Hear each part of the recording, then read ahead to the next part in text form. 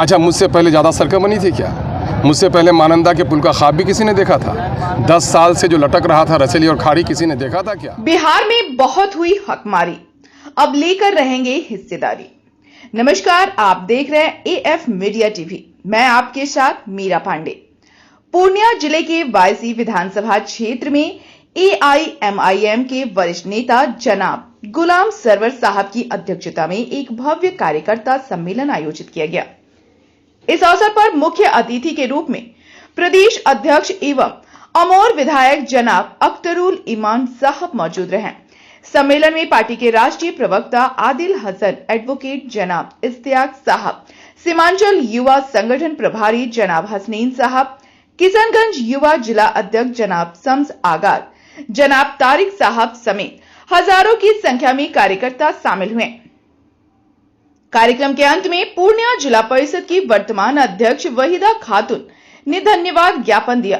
इस सम्मेलन के दौरान AIMIM को जमीनी स्तर पर और अधिक मजबूत करने, जनसंपर्क बढ़ाने और नए लोगों को पार्टी से जोड़ने का संकल्प लिया गया। अमोर विधायक अख्तरुल ईमान ने कहा, आने वाले विधानसभा चुनाव में AIMIM को शानदार कामयाबी हासिल होगी। कार्यक्रम के दौरान चुनावी मुद्दों को लेकर रणनीति पर चर्चा की गई।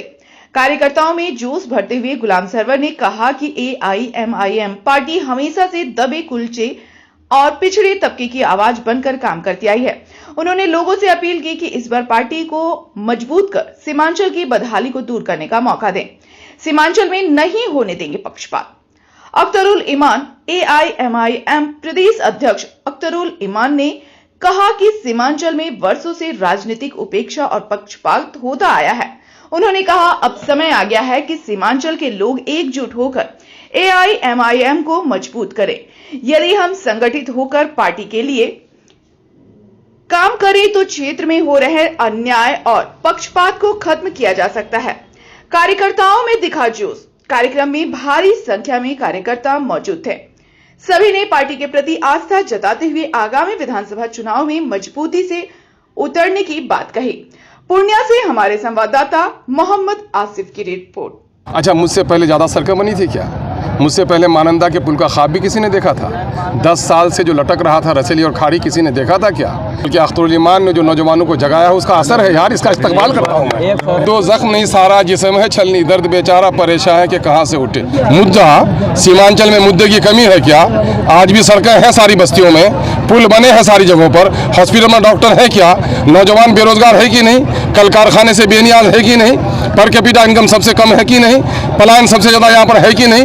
सैलाब की तबाही सबसे ज्यादा है कि नहीं? मुद्दे नजर नहीं आते आप लोगों को? मुद्दे ही मुद्दे हैं यार, और मुद्दों का हल कहीं नहीं है। बेईमानों ने किया है, लड़ झगड़ कर हम लोग कुछ लाए हैं। इंशाल्लाह मिलके लड़ेंगे तो और कुछ लाएंगे।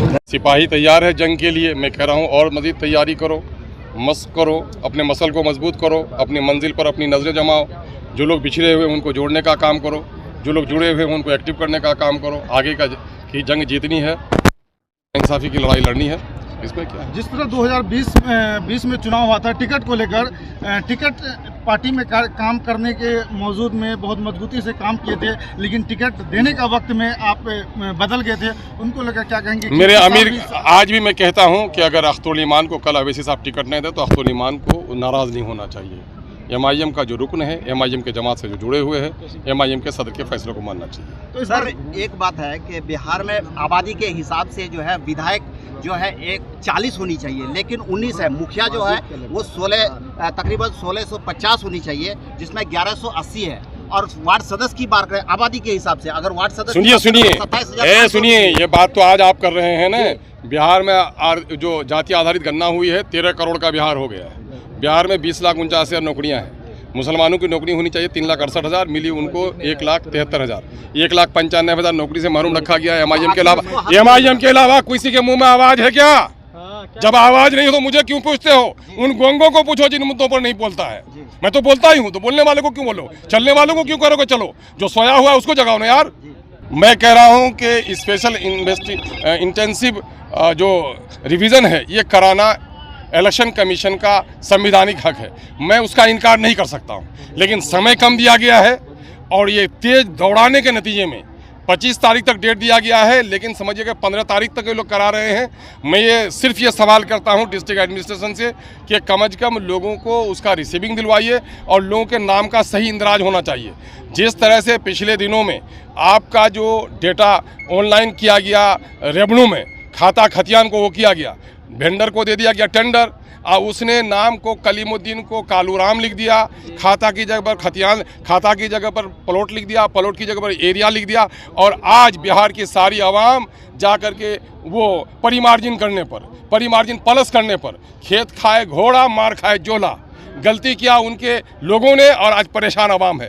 तो कहीं ऐसा न हो कि बीएलओ की गलती से हमारे गरीब लोगों को परेशान हो जाना पड़े। हम ये मुतालबा इलेक्शन के तमाम जिम्मेदार पदाधिकारियों से करते हैं। कार्यकर्ता सम्मेलन में बायसी विधानसभा के कई पुराने कार्यकर्ता नजर नहीं आ रहे, क्या अच्छा देखो, सवाल ये पैदा होता है, इंसानी समाज है ना, कुछ लोगों के रूठने का, कुछ लोगों के मनाने का चलन होता ही है। तो इंशाल्लाह जो लोग रूठे हुए उसको मनाएंगे, उसको छोड़ेंगे थोड़े हम लोग, मिनिस्ट्री में लाएंगे। गठबंधन में जाने का इच्छा जताया था, हाँ। और मां गठबंधन ने कहीं ना कहीं आपको ठुकरा दिया गया, ऐसे में अरे मुझको सुनो, मैं अगर झुककर सलाम करता हूँ और आप कहो कि मैं डर गया हूँ आपसे, ऐसा नहीं है मेरे दोस्त। ये तो मेरा संस्कार है, ये मेरी तरबियत है वालिदैन के असातिज़ा की। मैं ये समझता हूँ कि बिहार में सेकुलर वोटों के बिखड़ाव से बिहार का नुकसान हो रहा है, तो मैंने बिहार के नुकसान को सामने में रखते हुए तजवीज़ पेश की है। अब यही तो फ़र्क पड़ेगा ना कि किसको ये फ़िक्र है कि कारवां का क्या हुआ। हर कोई लड़ रहा है कि सरदार कौन है। मुझे कारवां की फ़िक्र है तो मैंने बात रखी है, और जिसको सरदारी की फ़िक्र है इस बात को नहीं मानेगा, उससे क्या लेना देना मेरे को। लेकर के तो जन स्वराज बता रहे थे कि वहाँ आरजेडी का जो है कुछ गुंडा लोग पहुँचे हैं, क्या कहेंगे? अब आरजेडी ने गुंडा किसको कहा है? वहाँ तो गुंडे लोग नहीं पहुँचे थे, वो तमाम तर लोग पहुँचे थे जिनके बाप दादा की मीरास लुट रही है, जिनके मजहबी अकायद पर को नुकसान पहुंचाया गया है। वो किसी पार्टी विशेष का नहीं था, किसी पार्टी ने आकर बढ़कर हिस्सा लिया तो अलग बात है, लेकिन वो हज़रत अमीर शरीयत का हुक्म था और लोगों ने बता दिया लाखों की तादाद में हाजिर होकर कि हम आज भी अपने अमीर शरीयत की कद्र मंजिलत करते हैं, उसकी पुकार पर लब्बैक कहते हैं और हम सब कुछ सहने के लिए बर्दाश्त हैं, लेकिन वक्फ के इमलाक के साथ अगर कोई ज़्यादती करेगा तो उसके लिए आखिर वक्त तक लड़ेंगे। ये दरअसल उनकी आवाज़ पर लोगों ने लब्बैक कहा था। भाजपा के प्रदेश अध्यक्ष पर प्रशांत किशोर ने एक आरोप लगाया कि किशनगंज के हॉस्पिटल जो कॉलेज है उसमें उन्होंने कब्जा कर रखा है, इसको क्या आप डिफेंड करना अच्छा, चाहेंगे? दूर का आदमी मुमकिन है कि कौवा को नहीं पहचान पाए, लेकिन जो कौवा जिस बांस की झाड़ी में बैठा वहाँ का नीचे का आदमी भी उसको नहीं देख पाए तो उसकी आंख में चश्मा देने की जरूरत है। ये तो सब कोई जानता है कि वो सिख समुदाय का था और कहीं ना कहीं इसको हथियाया गया है। तो ये तो बात यहाँ पूछते हो, तो आप भी जानते हो। लड़ रही है और ऐसे में आप लोगों को यानी महागठबंधन से बाहर कर दिया है, तो आप लोगों का एक बयान भी हम लोगों ने सुना था, तीसरा फ्रंट की आप लोग बात कर रहे थे। अच्छा सुनिए, कमरे के अंदर मैं था जो मुझको बाहर कर दिया, मैं महागठबंधन में था जो मुझको बाहर कर दिया। ये कहिए कि महागठबंधन में उन लोगों को आने नहीं दिया, तो मैं ये कहता हूँ कि 18% मुस्लिम आबादी के दिलों में आज मोहब्बत है, उसको वो करीब नहीं लाते। 3%, 4% लोगों को वो करीब लाते हैं। तो अब समझना चाहिए लोगों को कि हमारी वक़्त क्या है। ये तो हम लोग वक्त आएगा तो हम बिहार की आवाम की अदालत में मामला लेके जाएंगे, लेकिन अभी चूंकि हमारे ऊपर के लीडर से कोई हुक्म नहीं मिला है तो अभी चुप है। सर, आपके विधानसभा अमौर में देखा जा रहा है कि तमाम वो प्रत्याशी आंदोलन कर रहे हैं कि रोट नहीं तो वोट नहीं, और आपके गुलाबी उर्दू से कहना कि उसको परेशानी है। अच्छा, इसमें क्या कुछ कहना चाहिए? मैं अपनी गुलाबी उर्दू से बहुत सारे दुश्मनों को भी दोस्त बना लेता हूँ, तो मेरे दुश्मन को तो परेशानी होगी, है ना। और दूसरी बात यह है कि मुझसे पहले भी, अच्छा मुझसे पहले ज़्यादा सड़कें बनी थी क्या? मुझसे पहले मानंदा के पुल का ख्वाब भी किसी ने देखा था? 10 साल से जो लटक रहा था रसेली और खाड़ी, किसी ने देखा था क्या? है ना। तो ये तो मैं समझता हूँ ये इनकलाब अगर जिंदाबाद हो रहा है तो मेरे दुश्मन नहीं है, बल्कि अख्तरुल ईमान ने जो नौजवानों को जगाया है उसका असर है यार, इसका इस्तकबाल करता हूँ मैं। एक सवाल ये है, सीमांचल में जो एआईएम चुनाव लड़ेगी, क्या मुद्दा रहेगा असल यहाँ का? क्या मुद्दा रहेगा आप लोगों का? एक दो जख्म नहीं सारा जिस्म है छलनी, दर्द बेचारा परेशान है कि कहाँ से उठे। मुद्दा सीमांचल में मुद्दे की कमी है क्या? आज भी सड़कें हैं सारी बस्तियों में, पुल बने हैं सारी जगहों पर, हॉस्पिटल में डॉक्टर है क्या? नौजवान बेरोजगार है कि नहीं? कल कारखाने से बेनियाज है कि नहीं? पर कैपिटा इनकम सबसे कम है कि नहीं? है चुनाव से पहले कार्यकर्ता मीटिंग होती है, चुनाव के बाद होती है। उसी बीच में गुलाम सरवर साहब की ज्वाइनिंग हुई थी बैरिस्टर असदुद्दीन ओवैसी साहब के सामने, तो एक प्रोग्राम रखने की उनकी इच्छा थी, तो इसलिए बीच में SIR चल रहा है और भी वक्फ वाला कानून चल रहा है, उसमें गुलाम सरवर साहब ने कार्यकर्ता 22 में रखना चाहा। अख्तरुल ईमान साहब को दावत दी, हम लोग सब कार्यकर्ता मिल के आए कि कार्यकर्ता में एक जोश, एक हिम्मत, जो उनकी मोहब्बत है उसको हम सलाम करने आए। ऐसे में इसमें आपका पुराना कार्यकर्ता नजर नहीं आ रहा, जैसे गुलाम सरवर साहब भी रूठ गए थे, वो सबसे पुराना कार्यकर्ता है। 2015 जो रहा करते थे तो उनको तो नदीम साहब को तो हटा के दूसरे को बनाया गया। नदीम साहब भी हम उनका भी इस्तेमाल करते हैं, अभी उनके घर जाएंगे। काय हटा दिए? अनुशासन कमेटी ने फैसला किया। एक जगह उन्होंने कहा था जो वायरल वीडियो हुआ कि हम किसी को भाजपा तक को वोट देंगे, तो एमआईएम क़यामत के सुबह तक भाजपा के खिलाफ है। ये चीज़ हम नहीं बर्दाश्त कर सकते। आप इन हाउस बोलिए जितनी शिकायत है, माइक पर आप ये शिकायत कीजिएगा भाजपा को हम वोट दे देंगे, तो एमआईएम में भाजपा को वोट देने वाले की जरूरत नहीं है। न्यूज में एक खबर चल रही है जिसमें कि व्हाट्सएप के जरिए से कॉलिंग का रिकॉर्डिंग वायरल हो रहा है जनरल सेक्रेटरी बिहार का, जिसमें प्रदेश अध्यक्ष को अभद्रता के साथ में टिप्पणी की जा रही है, बहुत अपशब्द का प्रयोग किया है। महानंदा न्यूज में जांच करवाएं फॉरेंसिक लेबोरेटरी से, बिल्कुल करवा। कहाँ एफएसएल का रिपोर्ट दीजिए, वो तो ऑडियो है ना, एफएसएल का रिपोर्ट दीजिए ना। रिकॉर्डिंग कुछ भी हो, आजकल एआई का जमाना है, कुछ भी चलता है। आप भाई कुछ नंबर हम कुछ नहीं जानते। फॉरेंसिक लेबोरेटरी का कोई रिपोर्ट आपके पास है, आप मेरे दीजिए, तो आप करवाइए ना। मेरे तो लगता नहीं है वो आदमी जिस पर आप शक लगा रहे हो तो कंधा से कंधा बैठ के एमआईएम जिंदाबाद, अख्तर साहब जिंदाबाद कर रहा है। हम रिकॉर्डिंग पे नहीं जाते हैं, हम सच्चाई पे जाते हैं। आप फॉरेंसिक का लेबोरेटरी दिखा दीजिए, होने दीजिए ना भाई। वायरल तो होता ही एमआईएम ही का होता है ना।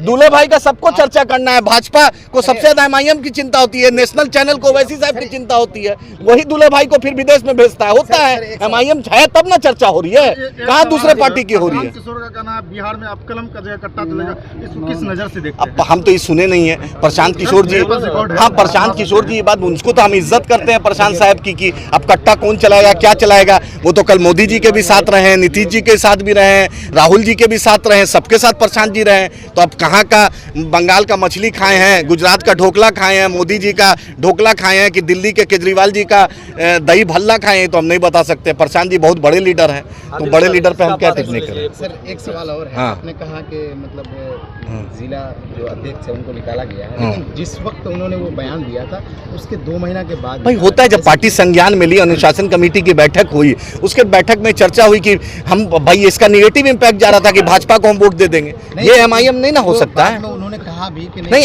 आपने स्टेज से बोला था, बाजाबते कमेटी ने फैसला लिया, हम उनको तो अध्यक्ष हटाए ना, ऐसा थोड़ी पार्टी से हटा दिए। क्या बिहार में एमआईएम 30% मिल पाएगी? सुनिए, हमने महागठबंधन को प्रस्ताव रखा ईमानदारी से कि बिहार के सीमांचल के मुसलमानों के मजलूमों के तभी मिल्ली तंजीम का एक ख्वाहिश है कि एमआईएम गठबंधन में जाए। हम 2019 में भी तेजस्वी जी मनोज झा जी से बात किए थे, 2020 में भी तेजस्वी जी से बात किए थे। बाजाबते प्रेस कॉन्फ्रेंस अख्तर उल साहब, इंजीनियर आफ्ताब साहब ने करके, उसमें माजिद हुसैन साहब प्रभारी भी थे, हमने ये बात रखी थी। उनको उस वक्त सुनाई नहीं पड़ा था। 24 में भी बैरिस्टर साहब ने भी 20 में राजद के बहुत सीनियर लीडर से पार्लियामेंट में मुलाकात करके बोला था कि 5 सीट दे दो, और अल्हम्दुलिल्लाह हम 6 सीट जीते।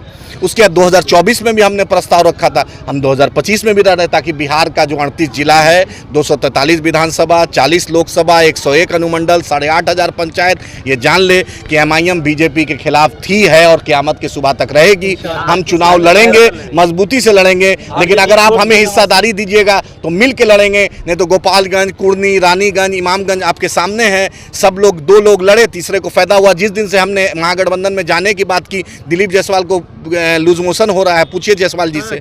उस दिन से आप जदयू वाले के लोग से पूछिए कि खूनी पेचिश हो गया है, बेचैन हो गया है। अब हॉस्पिटल का एकदम, अगर दिलीप जायसवाल जी में साफ गोई है, मेरा यही मान है सुप्रीम कोर्ट के सिटिंग जज से जांच करा दिया जाए ये कॉलेज की, ये किसका है। सुप्रीम कोर्ट के, अगर दिलीप जायसवाल जी में हिम्मत है, ईमानदारी है, भाजपा में ईमानदारी है, नरेंद्र मोदी अमित शाह में ईमानदारी है, तो दिलीप जायसवाल जी का कॉलेज को सुप्रीम कोर्ट के सिटिंग जज से जांच करा दिया जाए। सिख समुदाय का कॉलेज है, माइनॉरिटी का, अगर भाजपा को माइनॉरिटी से, सिख समुदाय से मोहब्बत है तो वो करा दे। मुझे लगता है अमित शाह जी पहली भी, और बिहार में एक रात किसी के घर में रहे हैं तो दिलीप जायसवाल जी के कॉलेज में रहे हैं। वो सिख समुदाय का कॉलेज है, उस सिख समुदाय को हिस्सेदारी दीजिए और सिख समुदाय के साथ इंसाफ कीजिए, और ये कॉलेज की जांच सुप्रीम कोर्ट के सिटिंग जज जांच करा दे, सबको पता चल जाएगा किसका कॉलेज है। अगर उनका है तो उनको मिलेगा, दूसरे का है तो दूसरे को मिलेगा।